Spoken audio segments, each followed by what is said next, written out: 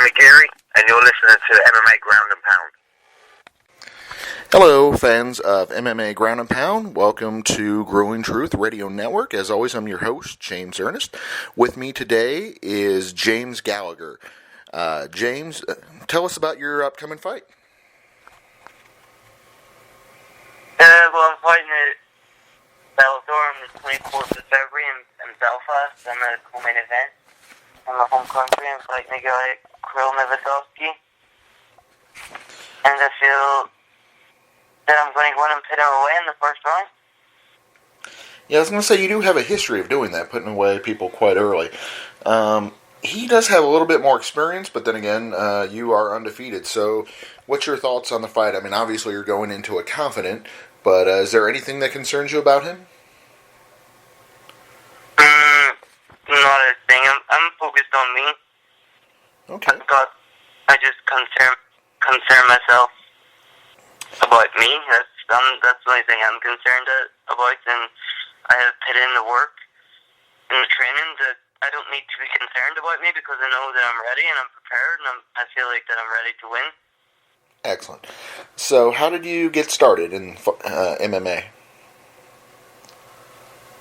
I just got started with like a local kind of thing, and I just heard about it, and I'd previously done karate, and I just heard about the local club, and I went up and tried it when I think it was my 12th birthday.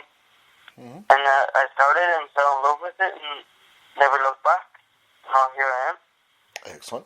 So tell us about your nickname. The strip animal. Yeah. Because I come from a town called Strabane, and I'm an absolute animal, so it just makes perfect sense. Okay, that makes sense now. Because, I was trying to figure that out the other night, and I didn't know the city, so that makes more sense now, because it looked like sort of stab. I'm like, he doesn't stab anybody. I get the animal part, but yeah, I was going to say you mostly punch him and choke him out, so yeah. Let's see. What was the impact of that first amateur loss on your career? I mean, it seems that it has, propelled you and motivated you. Is that true? The first amateur loss? Yeah, your first match, wasn't it a loss? Yeah. Yeah, so by losing that, it's actually helped you in the long run. No. I went to 2-0. I won my first 2 amateur fights when I was 13 years old, and then on my third fight, I got beat. I got beat by an armbar in about a minute 15 or something in the first round. So I did. I got submitted, and I was just a young kid. I was 13 years old, and it broke my heart. Like, I've never been more devastated in my life. And then I continued training and working, and I competed loads more in MMA, and I must have over 200 or 300 jiu-jitsu matches, and I have never once been submitted in a competition since, not once. And all them matches and all these MMA, all them jiu-jitsu matches and all these MMA fights, I've been beat a few times in jiu-jitsu and stuff, but it was by decision. Not one person has ever been able to finish me. Mental note: I need to call up Shred Dog and yell at him. Yeah, they had you're losing the Connor White fight was being like your first fight. So it sounds like you've been. I mean, like you said, with all your experience. Wow, I mean, at such a young age. So I think I've got about 26 fights, pro and amateur, so I've got a lot of experience. Exactly. Yeah, because I know a lot of people would stereotype. They go, "Oh, he's 20. How much could he have fought?" But like you said, you've been fighting since 13, so sounds like a lot of experience. So what makes you a well-rounded fighter?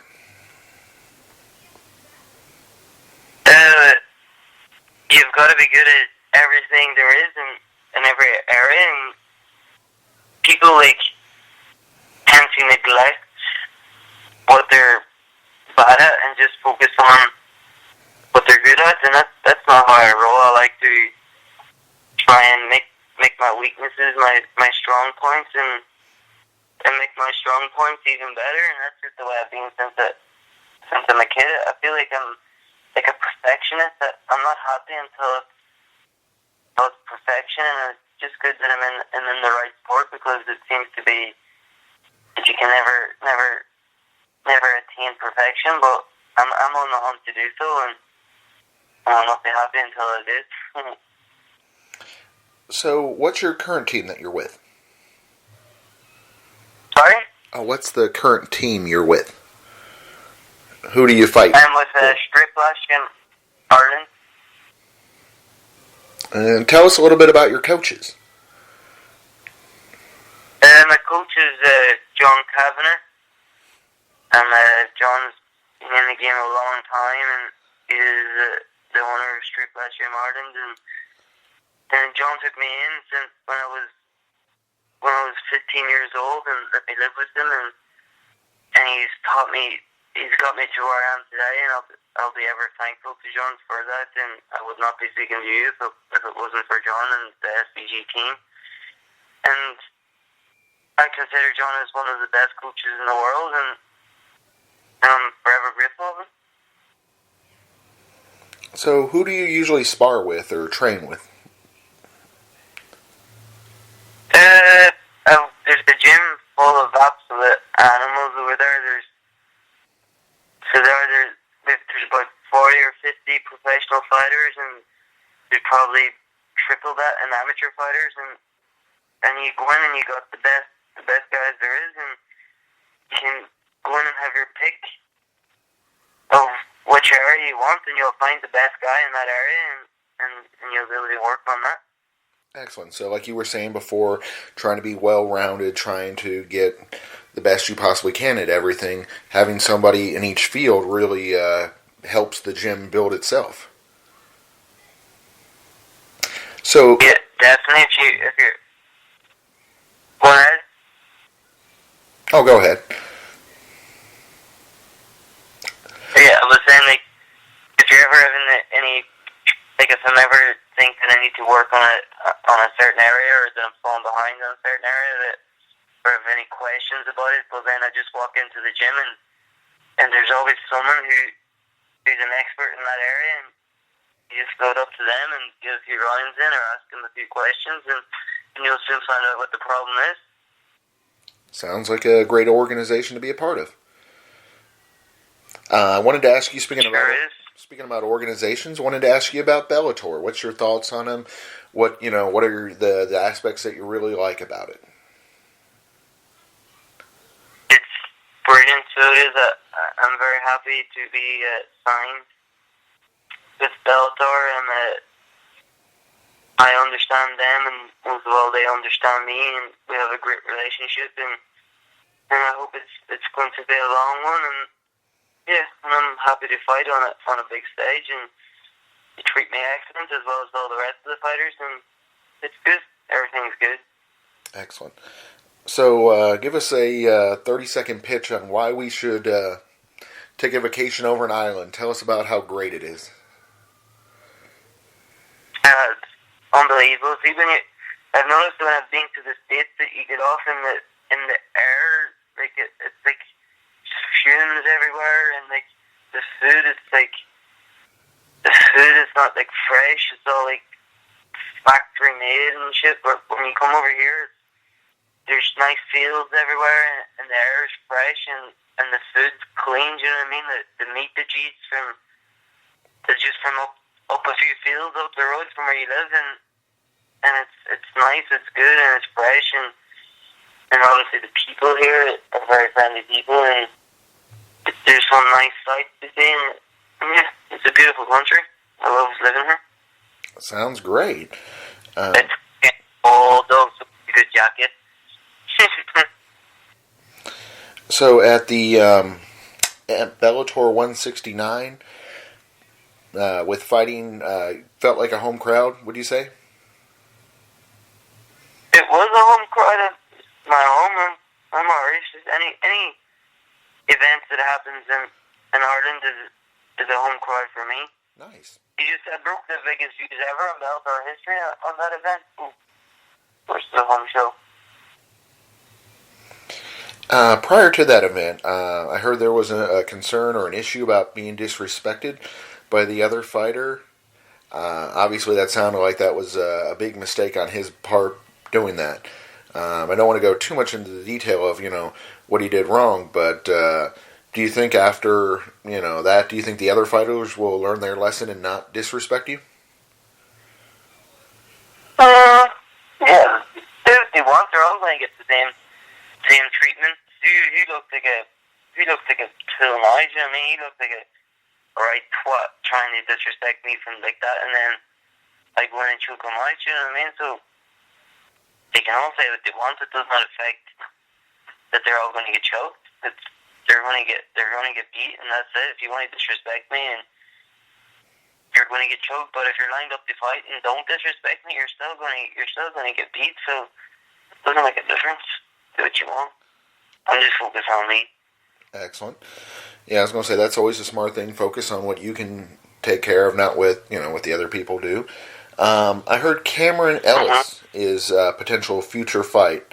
Any thoughts on him? Sorry? Cameron Ellis.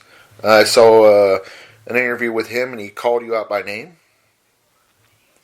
Is that something? I am never.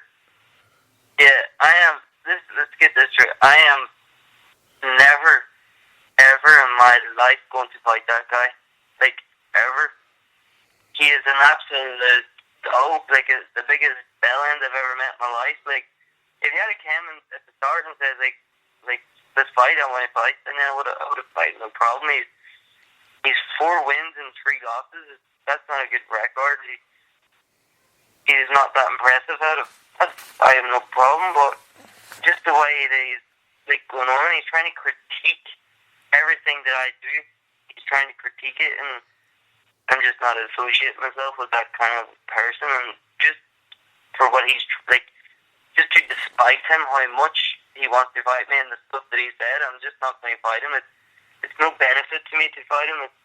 He's not. No one knows who he is. He's not a big name. He's not that good. He doesn't have a good record as such. He tries to critique the guys who I fought, yet all the guys, bar 1 or 2 people that he's beat, like all the rest of his has been on losing records and stuff like this as well. And he's just an absolute dope, and just to despite the stuff he says, I am never ever in my life going to fight that guy. Yeah, I was going to say, it doesn't seem like it would be beneficial. Yeah. I mean, it wouldn't. I don't feel like that I should give him edge. Mm-hmm. With the Arnold Classic, we have it over here in America, and I believe they've added it in Europe as well. Have you ever been to that? Have I ever been to the Arnold Classic? Yeah. Schwarzenegger puts it on. No, but I have never been to the Arnold Classic, but I have met Arnold in person. So what was he like? He's a very cool guy, and I took great I had a chat and a coffee with him, and when I was in Las Vegas, and I took great inspiration from him. He's a big idol of mine. Nice. Tell us about your current sponsors. I mean, there's probably a list a mile long, but if you could drop a couple of them into the interview and tell us how great some of them are and beneficial they've been to you. I don't got one. I don't have one sponsor. You don't? Nope, not one. What? As good as you are? That doesn't make any sense. Usually, exactly. Yeah. I was going to say, I figured you were going to name off like 5 soda companies and 3 energy drinks, and yeah. I do got like a few people that I would love to give a shout out to. That's perfectly fine, yes. Is My Health Matter and Fit Gods. They help me with they set up a cardio program, and they look after my nutrition. Fit Gods look after my nutrition, and Health Matters look after my cardio. But I don't got any sponsors. They just help me out, and I'm very thankful for them. But as sponsors come, I have none. Huh, that's a shame. Yeah, I was going to say, shoot, that's something we need to rectify. I was going to say, with your record and all, and So tell us one more time about the big fight coming up and why, this is definitely one worth to watch. It's worth to watch because it's going to be another Gallagher show. And you just have to go back in all the rest of the shows that I fought in, and they're not ones that you want to miss. So tune in free on Spike TV and February 24th and watch me whip some other guy that's in the way of me becoming great. So after winning against him, do you have kind of any fights lined up mentally or actually lined up where you've got a plan to get to the title? Yeah, I've got someone I want in London in May on the Gilly versus McDonald card, and I'll let it be known after I whip this guy. Excellent. Well, I greatly appreciate your time, James, and we look forward to seeing that fight on February 24th on Spike TV. Sounds like it's going to be one heck of an event. Definitely best of luck with that. Thank you, Mr. Gallagher.